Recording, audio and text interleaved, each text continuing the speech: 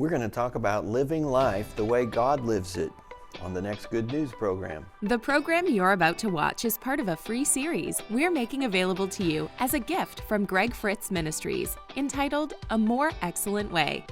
Visit gregfritz.org to download the MP3s and stream the video for free by entering code FREE at checkout. Are you tired of hearing nothing but bad news? Tune into the good news of the gospel. Welcome to Good News with Greg Fritz. Hello, I'm Greg Fritz. Welcome to the Good News program. We're going to continue our teaching today on a more excellent way. And I want to remind you that we have study notes, and we've developed these for your benefit. You can go to our website. Right on the home page, there's a study note tab. Click on that and look for a more excellent way. You can download these immediately, and you can watch or go through them as you watch today, or you can review them at any point. A lot of people are taking the study notes and the videos, and they're having a Bible study. The videos are available on the same homepage of our website where it says free downloads. You can find this, A More Excellent Way, and you can go get the streaming video link, or you can download the audio MP3s. It's my gift to you, brought to you by our viewers. We are a viewer-supported ministry, and I am so happy and proud to say that. I've been a traveling minister for many, many years, and most of my support came from church offerings. But more and more, we're changing to a support-based ministry, and because of the givers and partners out there, many of you are, because of your gifts, I can give these things away for free. People can have them and take them, and they are. People are getting these all over the world. I wish you could see what I see. In fact, I have our email from our ministry on my phone, and so constantly I'm seeing people downloading. I can tell when they download study notes or they link to our free videos, when they purchase a product, when they sign up for our mailing list. I can see those emails as they come in, and it is exciting because they come in from all over the world, and we're so happy to be able to stay right here in Tulsa and touch people around the world with the best truths that I've ever found in my life. Over the past 40 years that I've been preaching, 30 years I've been traveling, it finally dawned on me, I've been gathering truth for you. I have experiences in my life. I have illustrations, stories, and scriptures and analogies that God has given me over the years.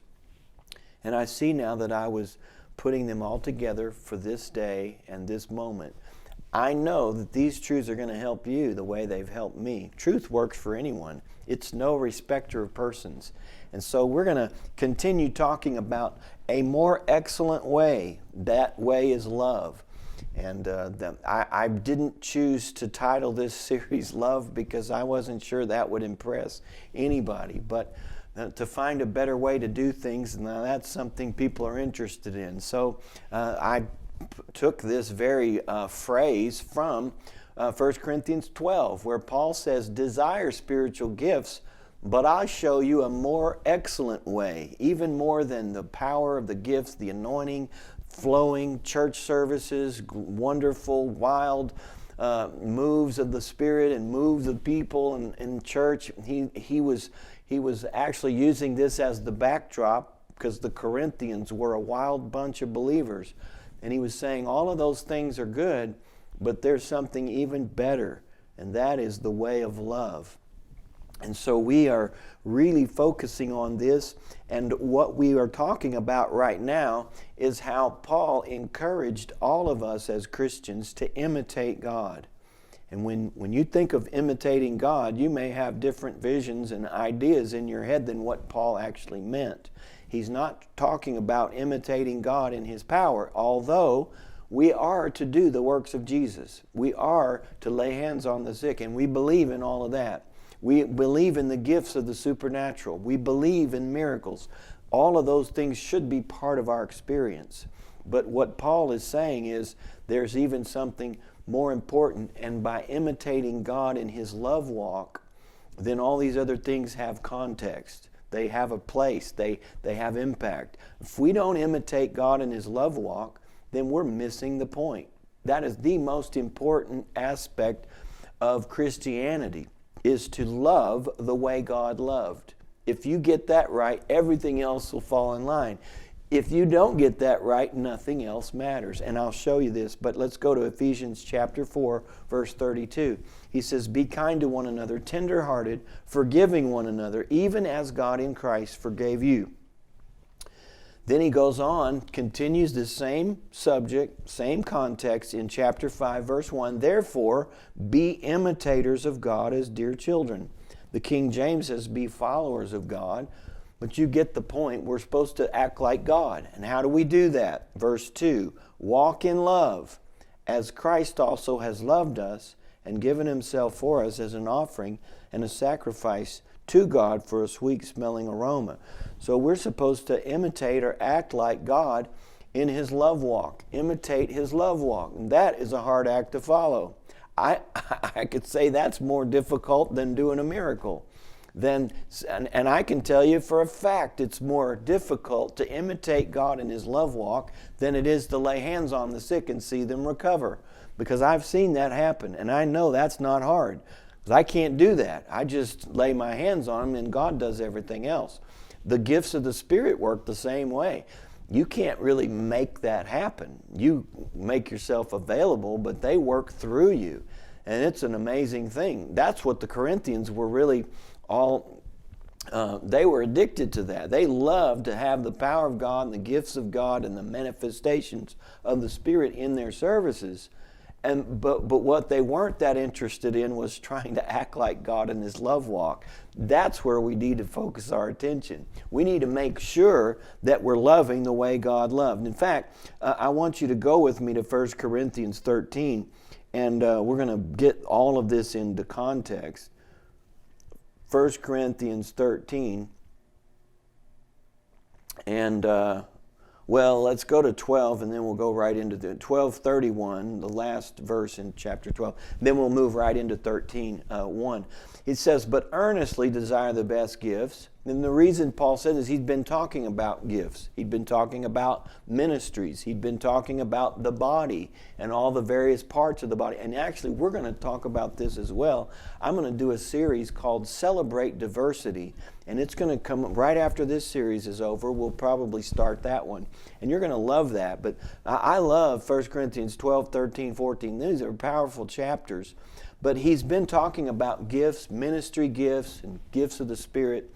And he says, earnestly desire the best gifts. And I'm glad he said that because he's not down on gifts. He loves gifts. We love the supernatural. But then he said, and yet I show you a more excellent way. And this is kind of a transition from all the gifts and anointings in different parts of the body into chapter 13, where he really highlights love. He's going to describe love and contrast love with all these other things. He's showing us the more excellent way. He showed us all these other things. These are all part of it, but there's something even more important than gifts and anointings. And here he goes, chapter 13, verse 1. Though I speak with tongues of men and angels, but have not love, I've become a sounding brass or a clanging cymbal. And though I have the gift of prophecy and understand all mysteries and all knowledge, and I have all faith. So all these are gifts. And these gifts, he's talking about the gift of tongues and interpretation of tongues, prophecy, revelation gifts, word of wisdom, word of knowledge. He's talking about all these gifts. He says, I could have all of those things working, but if I don't have love, it's not worth anything. He said, I could have faith so that I could remove mountains, but if I don't have love, I am nothing. So that really puts it into perspective.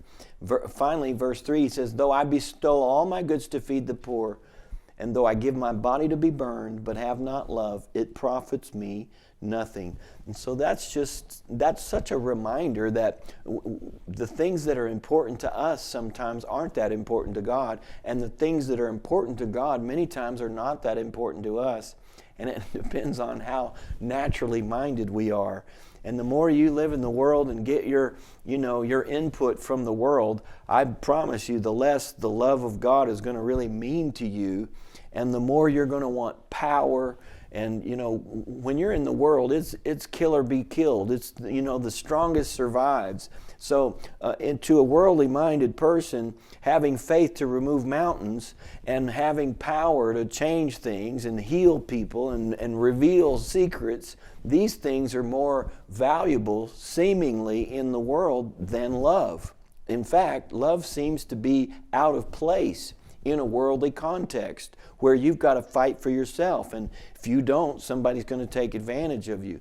But in that, when a natural mind tries to interpret the love of God, it can't see really what the love of God is all about.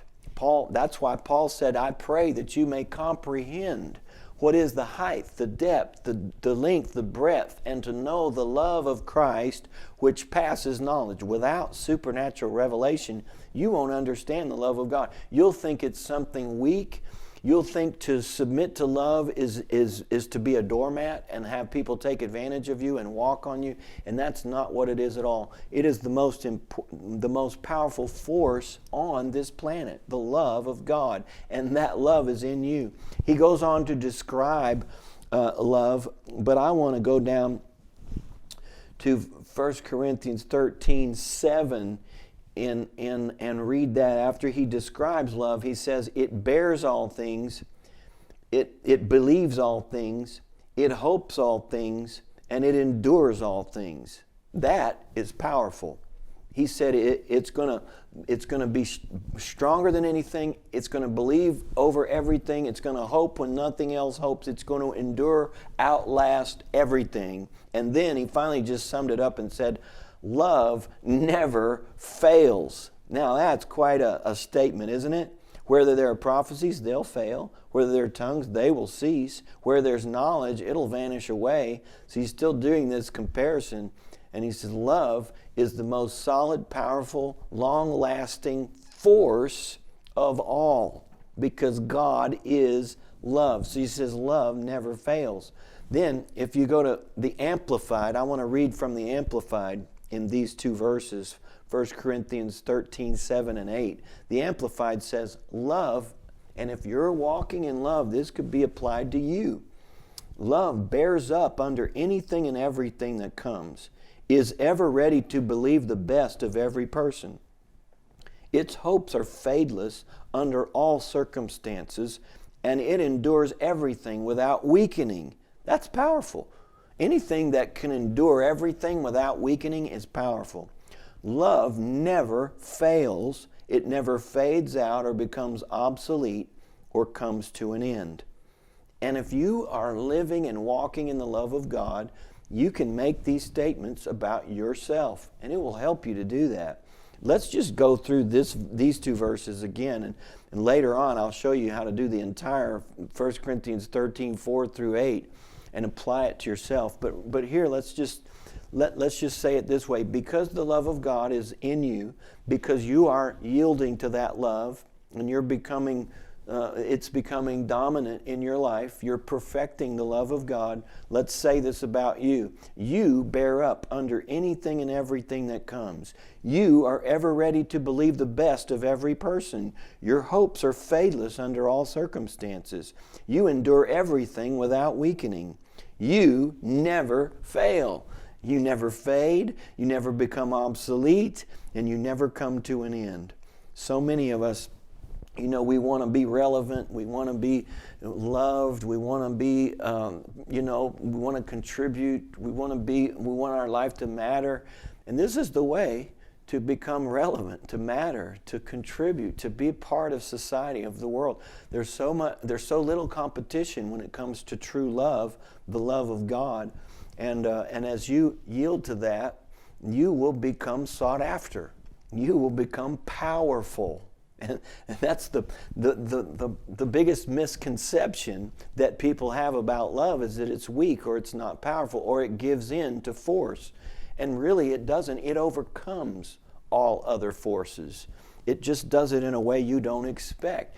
We don't overcome evil with evil, just like you don't ever overcome darkness with darkness. You don't overcome cursing with cursing.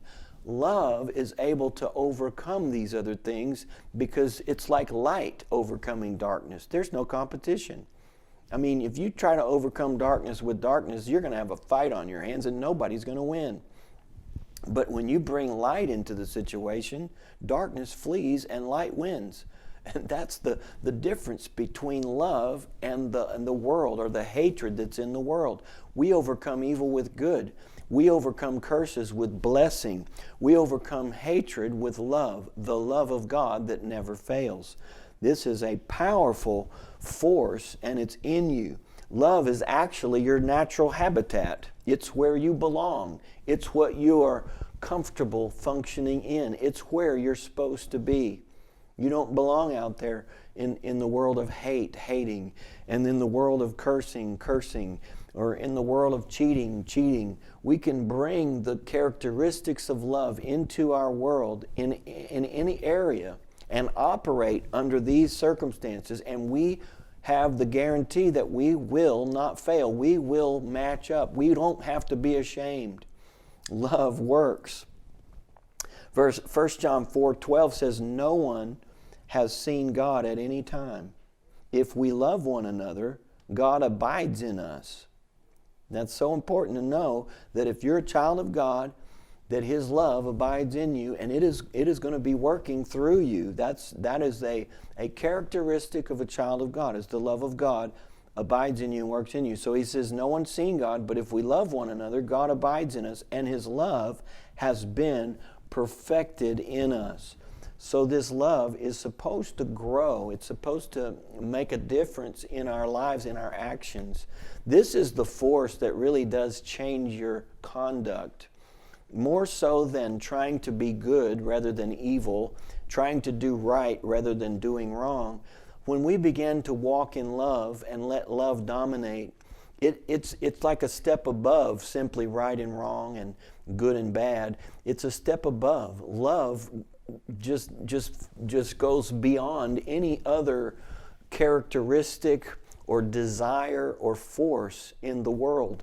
Love is the fulfilling of the law. Jesus said, or Paul said, if you love, you're not going to kill your neighbor. The 10 Commandments are all fulfilled in love. So when you focus on love and walk in love, you're going to go beyond anything that the Old Testament required. In fact, the Old Testament was simply the minimum. God kind of spelled out righteousness at its very minimum, its lowest level. And they couldn't keep those commandments. They fell short. They proved to be failures. Love goes completely beyond anything that was required in the Old Testament. In fact, Jesus makes that clear as we're transitioning from Old Testament to New Testament, from Old Covenant rules and regulations to New Covenant, new creation, new nature. Jesus said it this way: the law says that you shall not murder. I'm telling you, don't hate. And they're like, you got to be kidding me. What do you mean? We can't. And he says, yeah, if you hate, you're like a murderer. You got to go beyond. You go beyond that. The law says don't commit adultery with your neighbor's wife. I tell you, don't even lust. And they were just blown away by that. Well, he's describing the difference between the Old Testament conduct and New Testament love in action. And it goes way beyond what they were required. I'll give you another example. Jesus said, if somebody takes your coat, give him your cloak also. In other words, your sport coat and your overcoat. If somebody takes your overcoat, give him your sport coat. And it's like, well, that seems like a failure. That seems like you lost. And then he said this, the same context. He said, if somebody forces you to go a mile, go 2 miles. Say, well, that seems like losing. That's going in the wrong direction. But no, love liberates. Love puts you in control. You may think that love would put you at a disadvantage, but it doesn't. It puts you at an advantage. True love is not only not going to murder your neighbor, you're not even going to hate your neighbor. that makes you in control. Hatred creates slaves out of people.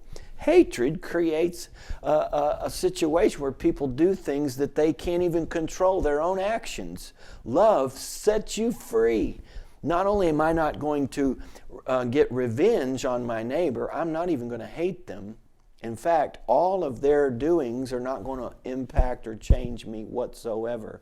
That puts me in charge. That makes me a master of hate and the situation. Yielding to hate makes you a slave. That doesn't make you stronger, it makes you weaker. Love is victory. Love never fails. So he's saying, let's go back. Somebody compels you to go a mile. How is it victory for me to go 2 miles?